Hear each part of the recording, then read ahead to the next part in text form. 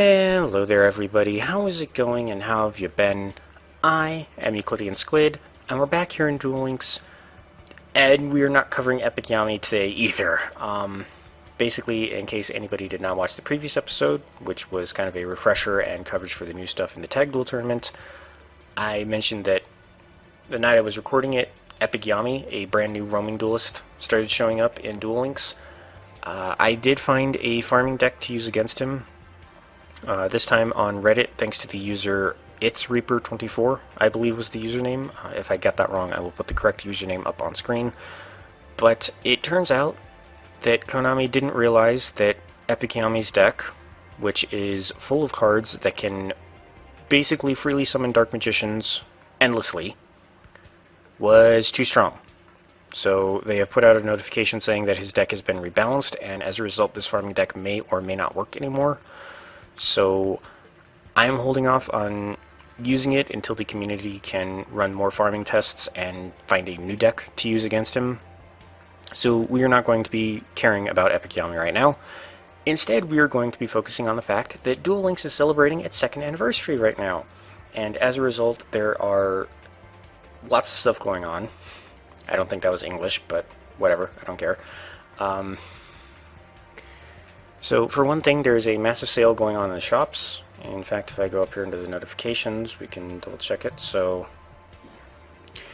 yeah, basically every main box and mini box, it has this special sale in that these do cost real world money, but you will start off getting 3 packs and 1 guaranteed super rare, all the way down this list to 48 packs, a guaranteed super rare, and 2 guaranteed ultra rares. And one thing to note is that these bonus cards are not pulled from the pool of the box, so it is picked at random, but it can possibly get you an extra copy of super rares or ultra rares without you having to reset the box and then go all the way from full odds back down through packs. Again, these do cost real world money, so just be advised, these special sales cannot be purchased with gems, but you can still use gems normally. Additionally, there is a new structure deck available, which we will be covering, as well as a new selection box, which again we will also be covering. Also, in celebration of the 2nd anniversary, everybody should have gotten a present of 1,000 gems, which is pretty cool, as well as special celebratory card sleeves and game mat. I will show those off in just a moment. But most excitingly, the final Egyptian god card is finally available in Duel Links. That's right. Good old Obelisk the Tormentor, Mr. Big Mean and Blue himself, is available, and he's actually pretty easy to get. All you have to do is beat this special version of Ishizu that is spawning now. I believe she will just show up here endlessly. I don't know if there's a limit on how long she's around. I mean, the details of this don't list a going away date, so I'm assuming she's just here permanently and she will start showing up at some point. And actually, specifically, if I open this back up again, it says right here, Gravekeeper Ishizu will appear after winning against Strings. And Strings specifically was a special duelist that started showing up after the 1st anniversary, and he would give you a copy of Slifer the Sky Dragon if you beat him. So, I'm assuming that once you do whatever you need to do to make Strings appear in your game, beat him and obtain Slifer, Gravekeeper Ishizu will start showing up, and then you just have to beat her in a duel to get Obelisk. So that is what we are going to be attempting to do today. I've decided to use Kaiba just because there is a little exchange between him and Ishizu right now. I can't do voices at the moment, so, well, I can try. It's probably going to be bad, but... What? Ishizu? Why are you here? Destiny has led me to this moment. My Millennium Necklace has decreed that I must defeat you, Kaiba. I am sure this probably sounds no different from my normal speaking voice, but whatever. You cannot avoid your fate. You will lose to me. I didn't know you were a stand-up comedian. I don't believe in your superstitious nonsense, Ishizu. Take that useless necklace to the pawn shop. Watch and learn. I create my own future. I'm not too particularly concerned with this duel. She is only a level 20. I anticipate her deck might be a bit tricky, but I decided to dig out my old Filbrand Destruction deck from that old 10 Lost Trial thing that I did like 6 months ago.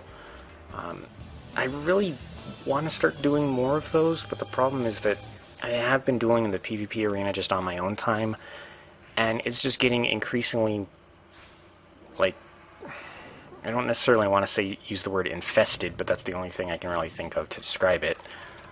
There's just so many just annoying decks going around. Like, and not even just like hard decks to fight against, they're just not fun to duel against. I actually need to refresh my... Oh yeah, I can send another card for a token, but I don't need to do that. Yeah, I mean, like one deck that I kept running into was it basically just sat there and stalled using stuff like Windstorm, Wall of Disruption, all kinds of nonsense, so that you just basically couldn't do anything until they had DNA transplant, or not, DNA surgery, sorry, and Spike Shield with Chain set.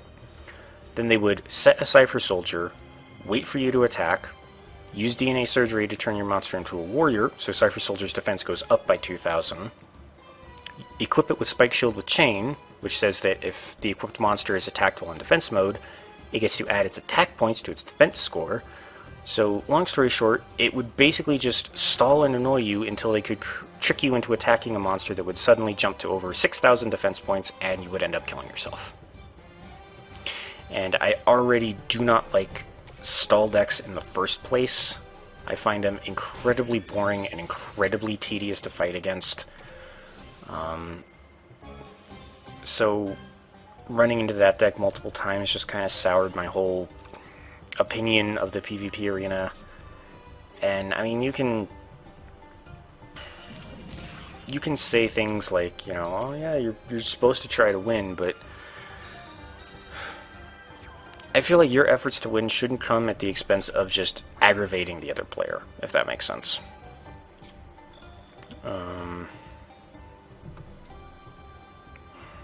Do I want to revive with Dragon Knight?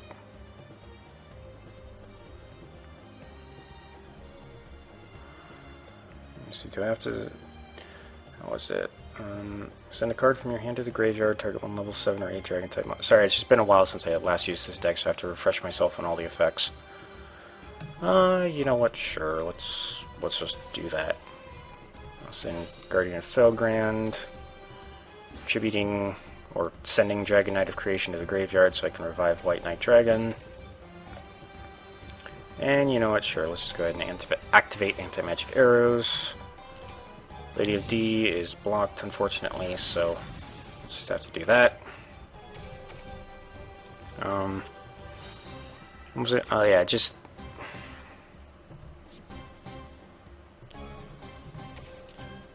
I don't know.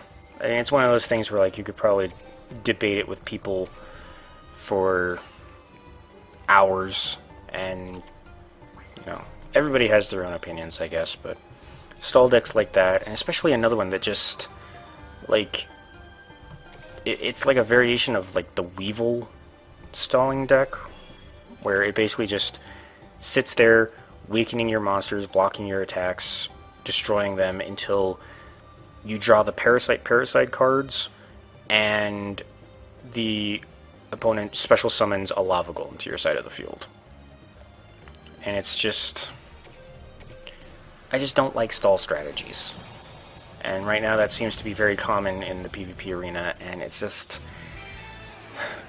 It's making it aggravating and not fun, and I don't really want to produce content focused on that, because that's just not going to be entertaining if it's just me complaining all the time. Which I have been doing for the past few minutes, so we're going to be stopping that for now, and continuing with the terrible voice acting. I feel something strange inside. Oh, is this referencing from the manga/anime when he went against what Ashizu predicted and played Blue Eyes instead of Obelisk? Blue Eyes? Hear me now. I won't be controlled. I decide my future, not you, Ishizu. I tribute Obelisk and one other monster. Yeah, it's basically, and I'm going to stop the silly voices because my throat hurts. So, if you want to read the rest, go ahead and pause the video incrementally, but there you go. So, call back to the manga/anime, where Kaida gave up the all-powerful Obelisk to summon his good old blue eyes. And because we have beaten this Ishizu, we get Obelisk. Obelisk the Tormentor can now be obtained from lifetime missions. So wait, can you get more copies of it? Or is it just saying... Oh no, okay, it's... The way they set it up, it's just a secret lifetime mission to win a duel against Gravekeeper Ishizu. Kind of like how when you unlock a new character, even though it won't say so down here, it will pop up when you get them to like level 7 and level 12 that you've got like special card sleeves and a game mat featuring that character. They're not listed, but they're still there hidden in the game's code. So, alright, let's go ahead and pick up our God card. And just like the others, it is locked to being prismatic. And let's take a look at him. Let me just double check actually too. Okay, good, I am still recording. Sorry again for the griping about the PvP arena, by the way. That's been on my mind recently, and I guess it just... Once I started talking about it, I couldn't stop. So, knowing that, we have Obelisk the Tormentor. This is a level 10 Divine Attribute monster, one of only 3 in the game, the other 2 being Slifer and Winged Dragon Ra. Is a Divine Beast type, again, the only other 2 in the game being Slifer and Ra, with a set 4,000 attack and defense points. So unlike Ra, whose attack and defense is determined by how many life points you give up when it is summoned, and Slifer, whose stats are determined by the number of cards in your hand, Obelisk has preset stats, which already makes him a lot more useful because you're not really having to deal with weird requirements to make him powerful. Because, I mean, like Slifer, for example, if you have no cards in your hand, Slifer has no attack power. Now, granted, he does have effects that make it hard for your opponent, that still make it difficult for your opponent to counter him, but a nice set 4,000, 4,000 is always good. But anyway, much like the others, Obelisk requires 3 tributes to normal summon, cannot be normal set. This card's normal summoning cannot be negated, and when normal summoned, cards and effects cannot be activated. So you don't have to worry about things like trap holes, or I'm trying to think. I mean, technically you would have to worry about an enemy controller because they could activate it after the summoning is finished, but yeah, when normal summoned, cards and effects cannot be activated. Oh, actually, you don't have to worry about enemy controller, because Obelisk cannot be targeted by spells, traps, or card effects. So, a little bit OP, because I don't think the other 2 say that. And unless they do, but I don't think they do. Once per turn, during the end phase, if this card was special summoned, send it to the graveyard. So, if there is a way to special summon this thing, which I don't think you can, because I feel like the cannot be targeted by spell, trap, or card effects is still active even while he's in the graveyard. So you couldn't use something like Monster Reborn to revive him, which I actually figured out you can technically use Monster Reborn as well as other really powerful cards if you use the extra card item, which you can get by either buying or as rewards from various events. So, a little heads up there. But I don't think you can use Monster Reborn to revive Obelisk, because I think that cannot be targeted effect stays even when he's in the graveyard. Anyway, you contribute 2 monsters, destroy all monsters your opponent controls. However, this card cannot declare an attack the turn this effect is activated. So, as nice as that would be, or actually, rather, as infuriating as that would be, Obelisk is not an instant win condition. Just because he can't attack the same turn that you destroy all monsters your opponent controls, so your opponent doesn't have to worry about him just creating an opening for a 4,000 attack point blow to the face. That sounded bad, but anyway. Yeah, very interesting card. Trying to think of what can be used to stop him. The one flaw in Obelisk I'm seeing is that it specifies he cannot be targeted.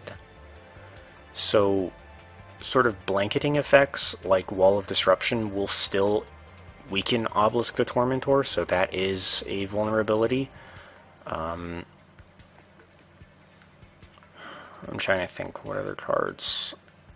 I think something like, I want to say Widespread Ruin might destroy Obelisk, but I can't remember if... actually, I can check right now. What am I doing? I think this will work. Yeah, because Widespread Ruin does not target, it simply says destroy the attack position monster your opponent controls with the highest attack. This thing can stop Obelisk, so take note that Obelisk, while incredibly powerful, is not invincible. There are counters to him in the game right now. But, that said, he's still a pretty badass card. And in fact, I'm actually kind of curious. If I check these guys, normal summon cards and effects cannot be activated. Yeah, so Slifer can be targeted by stuff. So, for example, your Slifer could be stolen by an enemy controller. And Raw also lacks that effect. So Obelisk is the only one that cannot be targeted, but like I mentioned, effects that don't target can still kind of mess him up. So we got Obelisk, and let's go ahead and show off the special card sleeves and game mat. I'm not entirely sure where they are, and I do have a lot of these, so give me just a moment. I know what they look like. They're probably down at the bottom, aren't they? Yep, here they are. So these are the card sleeves you get for the 2nd anniversary. Very similar to the card sleeves for the 1st anniversary, because GX was added during the first, well, technically 2nd year, because we're now in Duel Links' 3rd year of existing, but anyway, GX was added first, so for the 1st year anniversary it was Yugi and Jaden. 2nd year anniversary it's Yusei and Yugi. And then, where did I get this one? Where did I get this? Sorry, like I don't mean to just suddenly derail the whole thing. I just can't remember when did I get that? Oh, was that part of the Duel Chronicles event?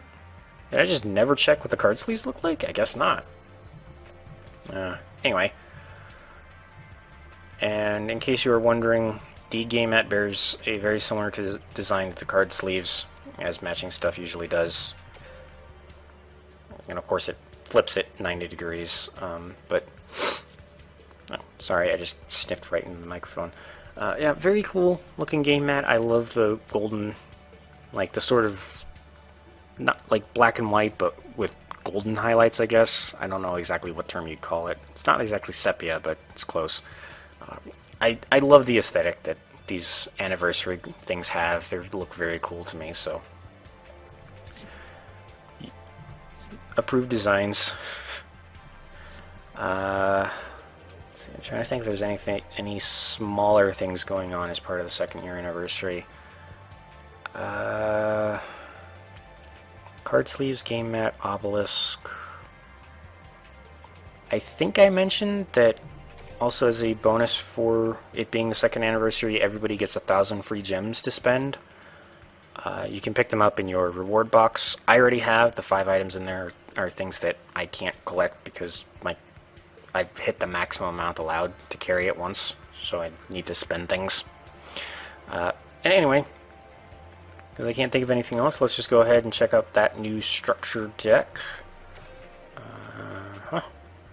There are card sleeves and game mats associated with this as well. Let's take a look at the cards. So included in Swordbound Silence, you have a copy of Silent Swordsman level 7, which is an ultra rare, a level 7 light warrior, 2800 attack, 1000 defense, cannot be normal summon set, must be special summoned by Silent Swordsman level 5, cannot be special summoned by other ways, negate all spell effects on the field. It looks like a majority of the cards in this box are from, or in this deck, are from previous boxes, so you don't technically have to buy this structure deck if you want most of these cards. However, I do know that there is at least one that is completely new and only available through this deck, and that would be this thing. So, much like how Silent Magician has a special non-level version of it that is simply called Silent Magician, Silent Swordsman now has one too. And just like with the special version of Silent Magician, this thing is a pain in the butt. I encountered this thing in the PvP arena without realizing that this deck was around. It's not nice. Cannot be normal summoned set. Must be special summoned from your hand by attributing one warrior type monster. Cannot be special summoned by other ways. Once per turn, during a standby phase, this card gains 500 attack. Once per turn, during either player's turn, when a spell card is activated, you can negate the activation. If this card is destroyed by battle, or if this card in its owner's control is destroyed by an opponent's card effect, you can special summon one Silent Swordsman monster from your hand or deck, except this Silent Swordsman, ignoring its summoning conditions. So, in other words, just like Silent Magician, it's ridiculously easy to play this powerful card. You get, once per turn, you get to just say no whenever your opponent tries to activate a spell card. And that does reset, so you can use it during their turn and your turn if they try to activate anything against you. And if it is basically ever destroyed, unless you yourself destroy it, it just replaces itself, ignoring summoning conditions. So, for example, if this thing's destroyed, this guy can pop out to replace it, and unlike the special Silent Swordsman, which can only do it once per turn, this thing just negates every spell, yours included, but your opponents just can't activate spells anymore. And then additionally, there are other repeat cards like Silent Swordsman level 5, level 5 Light Warrior. This thing is unaffected by your opponent's spell effects. During your next standby phase, after this card inflicts battle damage to your opponent by a direct attack, you can send this face-up card to the graveyard to special summon a Silent Swordsman level 7 from your hand or deck. 2300 attack points, very powerful. This deck has some pretty potent warriors in it too, by the looks of it. I'm not going to read over all of these just because they are repeat cards. I mean, I will click through them, so if anybody wants to read the effects for themselves, go for it. But yeah. It has some noble arms, which, by the way, the noble knights are... I mean, thankfully, the really obnoxious noble knight, I think it's Peridor, I want to say, is not in here. It's whatever noble knight says that whenever it's equipped with, once per turn, when it's equipped with a card, you get to destroy a monster on the field. That thing is just obnoxious to deal with. This deck has Silent Sword Slash, a quick play spell where you target a Silent Swordsman monster you control, and it gains a permanent 1500 attack and defense point boost. Plus, until the end of the turn, it is unaffected by all of your opponent's card effects. And this card's activation cannot be negated, and you can also banish it from your graveyard to add any Silent Swordsman monster from your deck to your hand, including this thing. So, thankfully you can only get one copy with the deck, but if you'll notice, it is a rare. So, the box that it comes from, you can very easily get multiple copies of. And this spell card is kind of annoying. I'm just going to say that, because it is a quick play spell. Your opponent can activate it during your turn, which is what happened to me in the PvP arena, and that's all I want to say about it. But there's also level up, so you can change the Silent Swordsman level 3 to the 5 or the 5 to the 7. There is Desperate Tag, which is kind of an interesting trap card. I don't know if I mentioned it, but basically it's a continuous trap card where if a face-up attack position monster you control will be destroyed by battle, you can reduce the damage from the battle to 0 and then special summon a level 4 or lower warrior type monster from your hand to replace it after the damage step is over. This is kind of cool because it lets you instantly replace a monster that may have been lost in battle, so you can tribute it next turn, or, you know, put something in defense mode to kind of absorb the next attack, or, you know, whatever. I kind of like this trap card, but moving on. There's also Beckoning Light, which can, long story short, puts light monsters back in your hand. There's this Gemini, which is a little bit of a weird addition, but when it's Gemini summoned, you can banish a monster from your graveyard to destroy a face-up monster on the field. Silent Swordsman level 3, which is the starting point for the standard level versions of the Silent Swordsman monster. Excuse me. This one levels up simply by being on the field during your standby phase. You have a pretty good normal monster in Dark Blade. It's a Dark Warrior. Lots of cards will happily work with this thing, and it starts off at 1800 attack, which is pretty good. And then there's also this Exchange of Night and Day Continuous Trap card, which lets you send a Light Warrior type monster from your hand to the graveyard to add a Dark Warrior type monster with the same level, or send a Dark Warrior type to add a Light Warrior type of the same level. So this is basically used, I'm assuming, in conjunction with Dark Blade to fish out Gemini Future Samurai. Good God, why was I getting the name so wrong? To replace it with Future Samurai or either of these level 4 Noble Knights, or in fact you could use it to replace or to send Ignoble Knight to the graveyard and fish out your Silent Swordsman level 5. So from a cursory glance, this is probably one of the better structure decks. And what's nice is that unlike the Silent Magician structure deck, which required you to spend real-world money to even get just one of, this one you are allowed to spend 500 gems to purchase, if you would like. You only get one with gems. If you want any more copies of the stuff in here, you will have to spend real-world money. But it is nice that Konami is not doing that again, considering how erratic they've been. But moving on, there's also this selection box, which, for anybody that doesn't know, selection boxes tend to be significantly bigger than your regular main and mini boxes. They will also have a sort of collection of various cards from other boxes that are deemed pretty good to have, so it's kind of like a best of, I guess, of previous boxes. But the other cool thing is that these selection boxes can also have cards in them that haven't actually been released in a main or mini box yet. So it is possible to get cards that are not technically available yet with these selection boxes. Additionally, each pack in this box contains like 12 cards in it, I believe, but you can only buy them one at a time, and they cost quite a bit more. As you will notice, one pack in this box costs 200 gems, whereas packs from a main or a mini box will only cost 50. Additionally, you can also spend some real-world money to get more packs.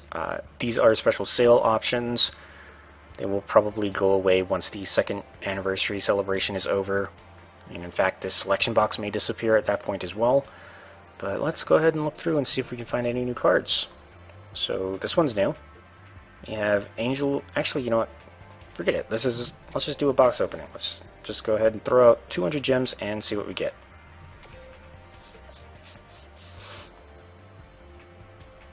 I think... Actually, I'm not going to say this. I'm going to double check the selection box description in the notifications after this. So we get Spellbook of the Master, Deathstroke Archfiend, Last Chapter of the Noble Knights, Demotion. It just dawned on me that I skipped over 3 cards, but they were all duplicates.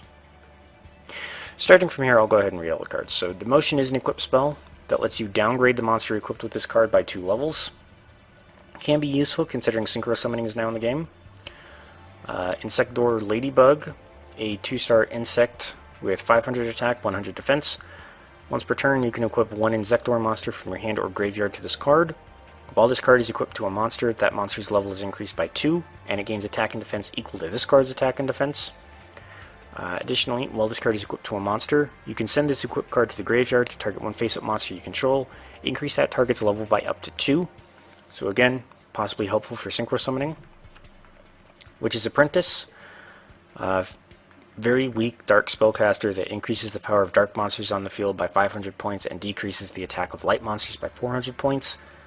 But that's only going to put her at 1050 attack, and that's still incredibly weak, so probably not going to live. Blade Bouncer, a level 4 warrior with 1800 attack. Once per turn, if this card attacks and your opponent controls a monster at the end of the damage step, you can discard a card, and this card can attack an opponent's monster once again during this battle phase. Tiger Dragon, a level 6 dragon with 2400 attack and 1800 defense. When this card is tribute summoned by tributing a dragon-type monster, you can target up to 2 face-down spell trap cards your opponent controls. Destroy those targets. Okay, that's not too bad for a 1 tribute. Aerial Recharge, a continuous trap card. Once per turn, you can special summon 1 Mecha Phantom Beast token. During each player's end phase, tribute 1 token or Mecha Phantom Beast monster, or send this card to the graveyard. This is actually a fairly decent continuous trap, considering the Mecha Phantom Beasts like having tokens on the field. And it's fairly easy to maintain, because even if you don't technically need the token, you can go ahead and special summon it during your end phase, and then immediately tribute it to keep control of the trap card. Spellbook of Fate, a quick play spell. If you control a spellcaster type monster, you can banish up to 3 spellbook spell cards from your graveyard. Apply this effect depending on the number of spell cards banished for this card's activation, and you can only activate 1 Spellbook of Fate per turn. If there is 1, return a set spell trap card on the field to the hand. If you banish 2, change 1 monster on the field to face-down defense position or face-up attack position. And if you banish 3, banish a card your opponent controls. This is a very powerful spell card that Konami is going to be putting on the limited list relatively soon, I think in a week or 2 weeks' time. Which I am all for, because I do not like spellbook decks either, but not going down that rabbit hole again. We have Noble Knight Peridor. Oh, no, this is Peridor. What was the Noble Knight that is the really annoying one? Oh, I see him on the right, so I'll check his name later. But anyway, Noble Knight Peridor, a level 4 warrior with 1900 attack. While equipped with a Noble Arms equipped spell card, this card becomes dark, and its level is increased by 1. If this card is sent to the graveyard while equipped with a Noble Arms equipped spell card, target 1 Noble Arms card in your graveyard and add that target to your hand. We get the super rare card Dark Core, a very simple spell card that simply says target 1 card, or discard 1 card, then target 1 face-up monster on the field and banish that target. And that's it. So, as you can see, you get 12 cards per pack in the selection boxes as opposed to the 3. So, it's actually, hold on, quick math. Yeah, you are spending the same amount of gems to get the same amount of cards as you would from a normal, like main or mini box. It's just that the packs in the selection box have significantly higher amounts of cards, so you have to spend a proportionally higher amount of gems. And this is the note Dryston. This is the one that I was thinking of. This is the guy that says when he's equipped with a Noble Arms equipped spell, you target 1 face-up card on the field and then destroy that target. And you can only activate the effect of this card once per turn, so thankfully if your opponent does have 2, they still only get to use it once, but still annoying. Still very annoying, and let's go ahead and buy another pack. I'm not going to read through all the cards in this one, I'll just click through and see if we find any new things. So this is an old one, this is an old one, old, old, old, old, old, old, old, old. Okay, so all of those were repeat cards. I'm actually not complaining because getting extra super rares is nice, but let's just go ahead and find the new ones because we might be here for a while. But so this one I know for sure is new, and until I got distracted by doing a pseudo pack opening. This is Angel of Zera. This is a level 8 Light Fairy Synchro with 2800 attack and 2300 defense. Will accept any tuner and any non-tuners. This card gains 100 attack for each of your opponent's banished cards. During the standby phase of the next turn after this card was banished, special summon this banished card. You can only use the effect of Angel of Zera once per turn. Okay, so if you have multiple Angel of Zeras that are banished, you can only revive 1 per turn. And actually you can only revive 1 period, because if they get banished in the same turn, their attempt to resurrect themselves will only activate on the next turn. But yeah, this could be an interesting card. I'm not super familiar with stuff that like banishes, but if you have something that says like banish your monster and an opponent's monster, this thing can be great. Then we have Masked Hero Diane, so great, and they're Masked Hero along with Anki. A level 8 Earth Warrior, 2800 attack, 3000 defense. It is considered a fusion monster, but is not actually a fusion monster. It instead is special summoned with the effect of Mask Change and cannot be special summoned by other ways. When this card destroys an opponent's monster by battle and sends it to the graveyard, you can special summon one level 4 or lower hero monster from your deck. Okay, cool. So Anki decks are going to be annoying again. Because what they are probably going to do, because they always somehow miraculously have 2 Mask Changes in their hand, is summon this thing, attack and destroy something, special summon a Dark Hero, attack with that, Mask Change the Dark Hero into Anki, attack again. Fantastic. Moving along from my bitterness, next new card is Necro Valley, a field spell card. All Gravekeeper's monsters gain 500 attack and defense. Cards in the graveyard cannot be banished. Negate any card effect that would move a card in the graveyard to a different place. Negate any card effect that changes types or attributes in the graveyard. Interesting.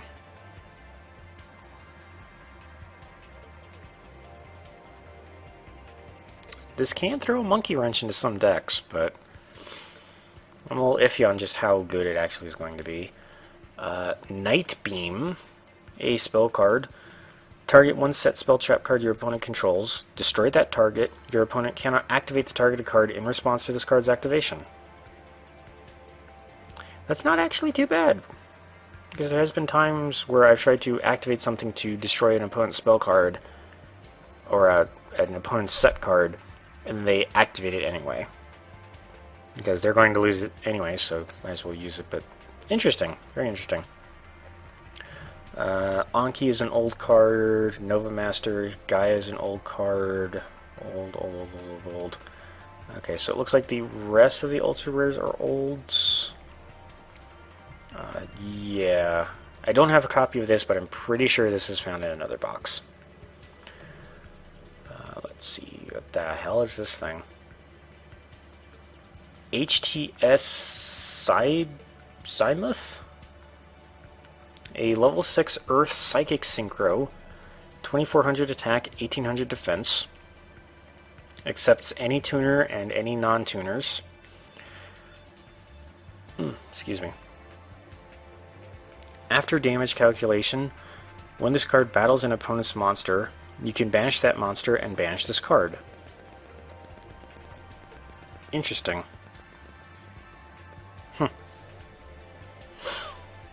It's a good counter to anything stronger your opponent has. You can synchro summon it, put it in defense mode, and if your opponent attacks it with something weaker to try and trick you into activating the effect, you don't have to. You pick when the effect goes off. Very interesting synchro. Then we have Samsara, Dragon of Rebirth, a level 5 Dark Dragon Synchro, 100 attack and 2600 defense. Accepts any tuner and any non-tuner. If this card is destroyed by battle and sent to the graveyard, or if this card you control is sent to your graveyard by an opponent's card effect, you can target one monster in either player's graveyard except Samsara, Dragon of Rebirth. Special summon it. You can only use this effect of Samsara, Dragon of Rebirth once per turn. Okay, that kind of explains the effects. Or the stats. So, a very powerful effect, since it basically sets off a monster reborn when it's destroyed. But they've made it difficult to destroy. You can put it in defense mode, but it has a lot of defense points, which is going to make it difficult for your opponent to destroy in battle. Like, let me back up. Because of the stats, you are either going to take a large amount of battle damage by leaving this thing in attack mode, or have a difficult time letting your opponent destroy it if it's in defense mode. But still, very interesting effect, very interesting monster. Then we have Scrap Archfiend, a level 7 Earth Fiend Synchro, 2700 attack, 1800 defense, accepts any tuner and any non-tuner, no effect. Oh, I recognize this thing from the Tag Duel tournament. This is Elemental Hero Solid Soldier, a level 4 Earth Warrior with 1300 attack and 1100 defense. When this card is normal summoned, you can special summon one level 4 or lower hero monster from your hand. If this card is sent from the monster zone to the graveyard by a spell effect, you can target a hero monster in your graveyard, except for Solid Soldier, special summon it in defense position, and you can only use this effect of Solid Soldier once per turn. This is a very nice card. This is in Jaden's deck with the Tag Duel tournament, so if you want to experiment with it, go ahead and participate in the event. This thing's fun, and it's going to be very scary given certain Elemental Hero decks. So, a deck. You know what I'm trying to say. Moving on. Eccentric Boy.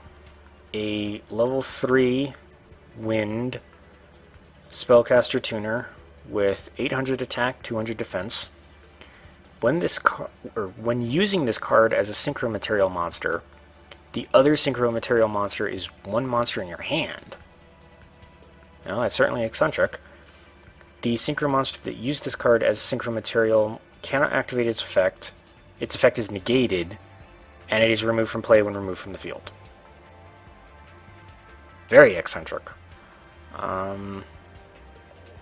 Well, it immediately can kind of work well with Scrap Archfiend, because Scrap Archfiend doesn't have an effect to negate, so you're not losing anything, at least. But that's interesting that it synchros with something in your hand. That can actually be very annoying, I'm foreseeing.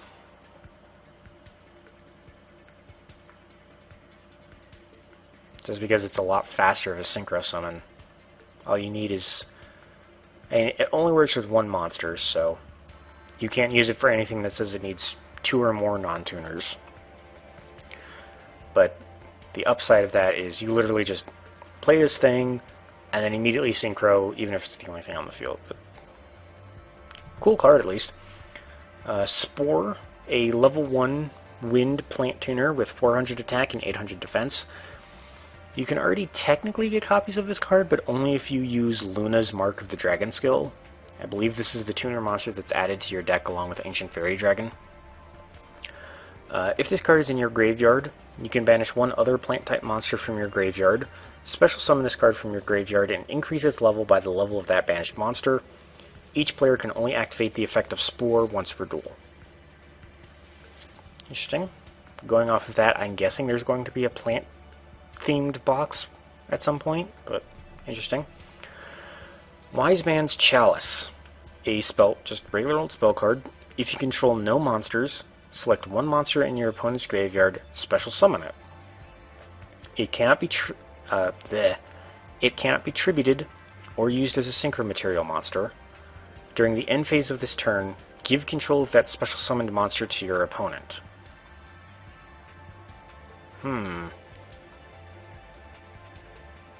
Interesting. So you get control of it for one turn, but unless you find a way to destroy it at the end of that turn, your opponent gets it back. So you have to be careful about picking something really strong with it. Then we have Network Trap Hole. When your opponent special summons a monster from the main deck or graveyard, banish it face down. I like this card. I really like this card. I need to get more copies of those Trap Trick monsters. I really wanted to design a deck around them, if any more get released. Moving on, just kind of checking through here, seeing if there's any new rares. No? At least I'm not recognizing any. No, it looks like all the rares and all the normals are... Actually, I can just do this. Yeah, all the rares and all the normals in this selection box have come from previous boxes. So the only new things are going to be super rares and ultra rares, but that's pretty cool. And actually, yeah, the thingy I wanted to check.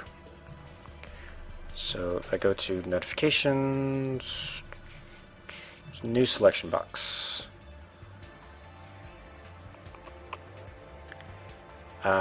Yeah, This was the thing that I was curious about. Every pack in the selection box will have one super rare or ultra rare in it. So, in fact, you will always get this ratio of 7 normals, 4 rares, and then one of the super rare or ultra rare cards.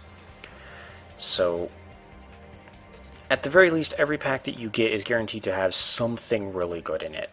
Unlike the main and the minis, where maybe you get a super rare, ultra rare. But also, it looks like the previous selection box and mini selection box are back as well, which are other sort of best of collections of previous boxes as well. But I think that about covers everything as part of the second anniversary. Second anniversary. What the whole word was I thinking of? I don't know. Anyway, clearly I am starting to lose it a little bit and go rambly, so yeah, that's everything for the second anniversary celebration. There we go. I think I was trying to merge anniversary and celebration in my head into one other word, but moving on. Hey there, quick little addendum. I know it sounded like I was wrapping up the episode and then suddenly things shifted, but this is actually a little insert I'm recording after I finish recording the huge majority of the episode you just watched. I completely forgot until after I stopped recording that another part of the second year anniversary is that every time you log in, you will be getting one of these reward tickets. So the first time you'll get a Prismatic Super Rare ticket, then an Ultra Rare Dream ticket, then a Prismatic Ultra Rare ticket, a Super Rare Dream ticket, and then a regular old Ultra Rare and Super Rare ticket. So these tickets can be used to redeem all kinds of cards. The Super Rare and Ultra Rare tickets will likely be able to redeem for, if I had to guess, most, if not all, of the cards that are available from your standard Super Rare and Ultra Rare tickets out of the PvP arena. But the Dream tickets are especially good because, as you can see in the paragraph down below, they can be traded for any Super Rare or Ultra Rare card that has come from the 1st to the 14th main and mini boxes, some of the some of the structure decks, and from most events. So if an event passed by and you missed out on a certain card, or if you're trying to be conservative with your spending in this game, or trying to play free to play, these Dream tickets are exactly what you'd expect, or from the name. They will get you any card you could dream of that fits that criteria. So I just wanted to make a quick mention of it just because I suddenly remembered a couple of minutes after I finished recording, so just doing a quick little insert.